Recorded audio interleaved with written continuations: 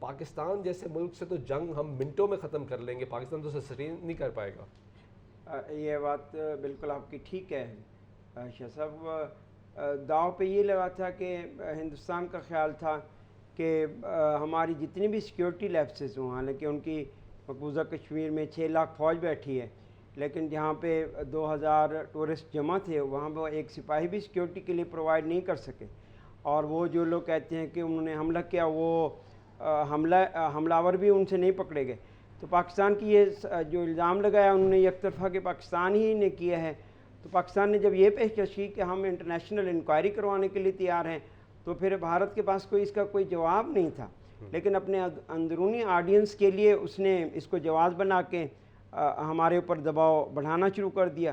پاکستان نے اپنی سفارتی کوششوں سے امریکہ، سعودیہ، ترکیہ، ایران، سب کو جو چین، سب کو جو متعلقہ ممالک تھے ان کو یہ یقین دلایا کہ اس میں ہمارا کوئی ہاتھ نہیں ہے، انڈیا کے اپنے پرابلمز ہیں اس کو وہ حل کریں، لیکن ہمارے اوپر الزام لگا کے خود ہی الزام لگانا خود ہی۔ پروفیسر صاحب میں آنیسٹلی آن سیریس نوٹ یہ سمجھنا چاہتا ہوں کہ یہ فالس فلیگ آپریشن جو ہوا ہے کیا یہ پہلا اور آخری ہے؟ کیونکہ پہلا تو آبویسلی نہیں ہے، کیا یہ آخری ہے؟ کیونکہ جہاں تک ہمیں یہ سمجھ آتی ہے، کیونکہ اگر آپ نے اس کو ختم کرنا ہے یا اس تنازع کو ختم کرنا ہے تو اس تنازع کو ختم کرنے کے لیے ہسٹری بھی ٹھیک کرنی ہے، آج بھی ٹھیک کرنا ہے، اور آپ نے اپنا مستقبل بھی ٹھیک کرنا ہے، تبھی مستقبل ٹھیک ہوگا۔ آپ کی سچویشن بھارت کی بڑی عجیب ہے، مقبوضہ کشمیر پہ ان لوگوں کو اجازت نہیں ہے، آزادی نہیں ہے، آزادی کی تحریک تو جہاں پہ بھی اٹھتی ہے وہاں پہ تو اگر پتھر ملے گا تو پتھر ماریں گے، لاٹھی ملے گی تو لاٹھی ماریں گے، یہ سلسلہ تو کہیں نہ کہیں سے چلتا رہے گا۔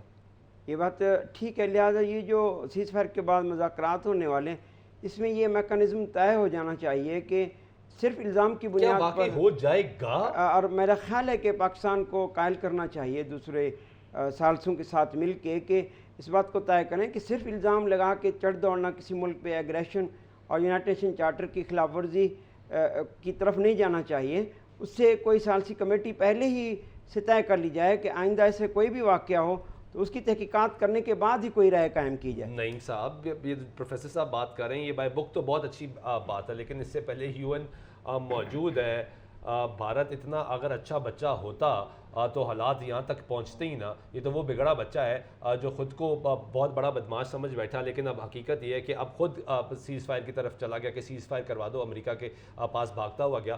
تو کیا یہ بائی بک سچویشنز ہماری چل پائیں گے؟ انڈس واٹر ٹریٹی میں بھی تو بائی بک چیزیں چلنی تھی نا۔ دیکھیں سلطان شاہ پرنسپلی تو ڈاکٹر صاحب ٹھیک کہہ رہے ہیں، لیکن ایک بات جو مد نظر رکھنے والی ہے وہ یہ ہے کہ طاقت اور وکالت یہ دونوں اکٹھے چلتی ہیں، گاؤں سے لے کے انٹرنیشنل افیئر تک، جنگ سے لے کے امن تک۔ اگر آپ طاقتور ہیں تو پھر آپ کی وکالت بھی کام کرتی ہے، اگر آپ طاقتور نہیں ہیں تو وکالت کے لیے کہا جاتا ہے یا قانون کے لیے کہا جاتا ہے یار یہ تو موم کی ناک ہے۔ لہذا موم کی ناک سے نکلنے کے لیے یہ وہ ضروری ہے۔ آپ دیکھیں اس پہ بات یہ صادق آئی کہ جنگ شروع ہندوستان نے کی، ختم پاکستان نے کر دی۔ یہ تو ہم کہہ رہے تھے، مسلسل کہہ رہے تھے کہ آغاز آپ نے کیا، اختتام ہم کریں گے، اور ہم نے کر کے دکھا دیا۔ ڈاکٹر صاحب کی جو بات دل کو لگی ہے، پھر ہم ڈاکٹر صاحب کی طرف جائیں گے، جو دل کو لگی ہے ان کا کہنا ہے کہ ایک دفعہ تو بیٹھ کے پرنسپلی ایسی کوئی کمیٹی بنا لی جائے انٹرنیشنل لیول پہ کہ اگر کل کو کوئی فالس فلیگ آپریشن جو کہ ایک جھوٹ سنڈروم میں مودی پھنسا ہے یا کوئی نیا مودی آ جاتا ہے تو وہ کل پھر نہیں سر، آپ دونوں حضرات سے میرا بڑا معصومانہ سوال ہے۔ ڈاکٹر صاحب پہلے آپ رسپونڈ کیجئے گا اس کا، کیونکہ آپ انٹرنیشنل افیئرس کو بہتر طریقے سے دیکھتے ہیں۔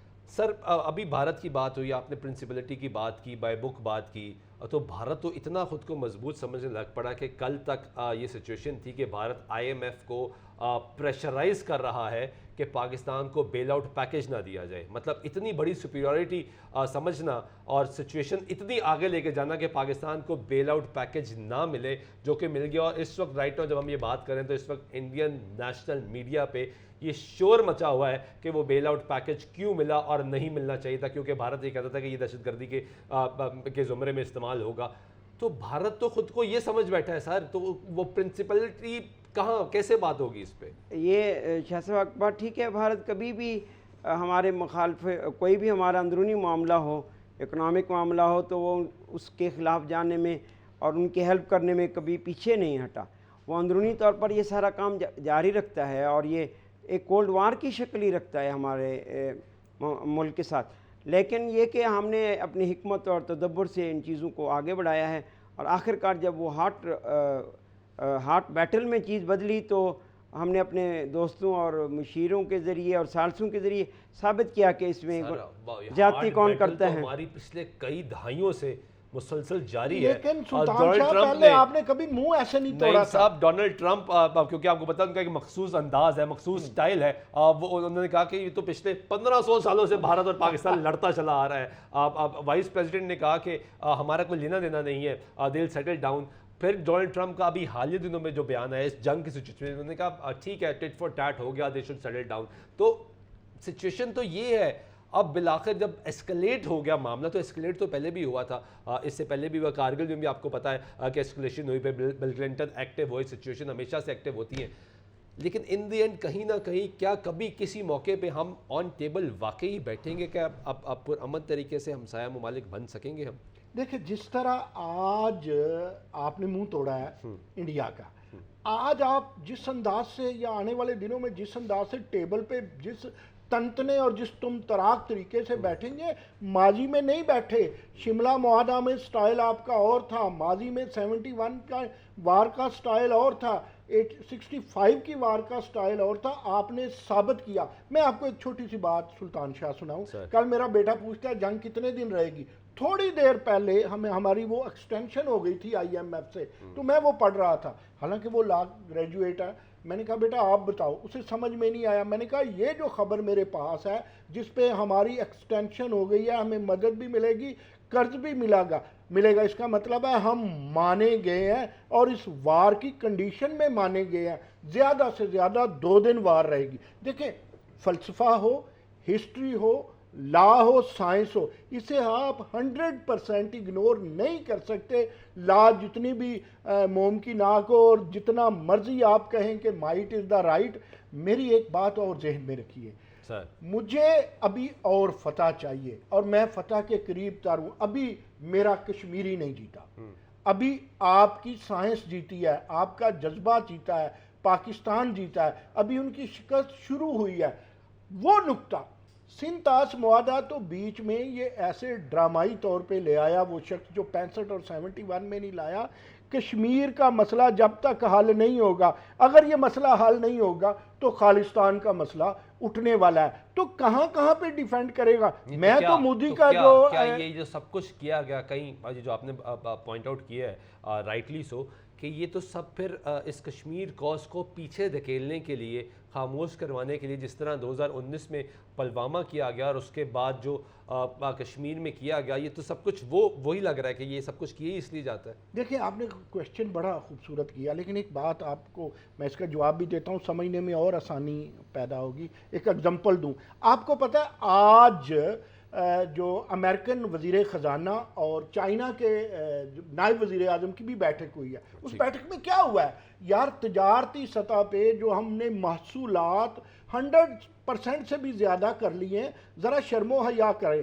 شرم و حیا کا لفظ استعمال کیا میں نے, تصفیہ کا نہیں کیا. اس کا مطلب ہے عالمی سطح پر چائنا اور امریکہ اب آمنے سامنے آگے ہیں. جرمنی میں بہت زیادہ گاڑیاں اب چائنا کی چلتی ہیں, اگرچہ ابھی مرسڈیز جرمنی کی موجود ہے چائنا میں. اب جو سچویشن ہے, اب آنے والے دنوں میں رشیا چائنا اکٹھے ہو سکتے ہیں, پاکستان ان کے ساتھ کھڑا ہے. آپ اس میں دیکھ لیں کہ آپ نے کہا کہ دس از بریکنگ نیوز اینڈ اس کا پس منظر یہ ہے, جو سیز فائر ہوئی ہے, پیچھے ٹرکش کھڑے ہیں, پیچھے سعودیہ کھڑا ہے. تو اس لیے حالات بدل رہے ہیں. آنے والے وقتوں میں جب امریکہ ہی فل فلیج چودھری نہ رہا تو بھارت اپنی کنڈیشن بدماشی سے نہیں یا اپنی کیفیت سے نہیں, وہ اپنی عقل مندی سے اسے ساتھ بیٹھ کے اگلے کو جب آپ نے کسی کو منوانا ہو نا سلطان شاہ, اگلے کو ماننا پڑتا ہے. اب دس از دا کنڈیشن جہاں پر آپ میری بات کو جذباتی سمجھے یا لاجیکل سمجھے,